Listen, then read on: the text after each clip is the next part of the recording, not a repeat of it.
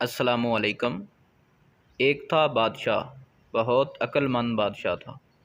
ویسے بادشاہ سارے ہی عقل مند ہوتے ہیں، کم عقل صرف عوام ہوتے ہیں۔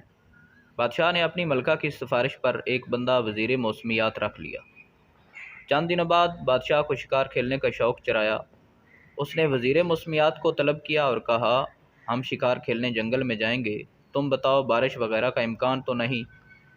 وزیر موسمیات نے کہا، حضور شوق سے شکار کھیلنے جائیں، بارش کا تو دور دور تک کوئی امکان نہیں ہے۔ بادشاہ سلامت لاؤ لشکر کے ساتھ چل پڑے۔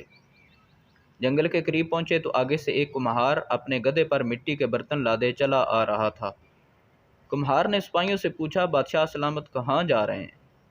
جب بتایا شکار کھیلنے تو کمہار بولا، بادشاہ سلامت جنگل میں مت جائیں، بہت جلد بارش آنے والی ہے۔ بادشاہ سلامت کو غصہ آیا، بولے، یہ معمولی کمہار ہمارے وزیر موسمیات کی بے عزتی کر رہا ہے، اسے جوتے مارے جائیں۔ کمہار بیچارہ جوتے کھا کر اپنے راستے چل دیا اور بادشاہ سلامت جنگل میں داخل ہو گئے۔ تھوڑی دیر بعد زبردست کالی گھٹا چھا گئی اور ایسی بارش ہوئی، جل تھل ہو گیا۔ بادشاہ اور لشکری گرتے پڑتے کیچڑ میں لت پت مشکل سے جنگل سے نکل کر محل میں واپس آئے۔ آتے ہی بادشاہ نے حکم جاری کیا، کمہار کو تلاش کر کے دربار میں حاضر کیا جائے۔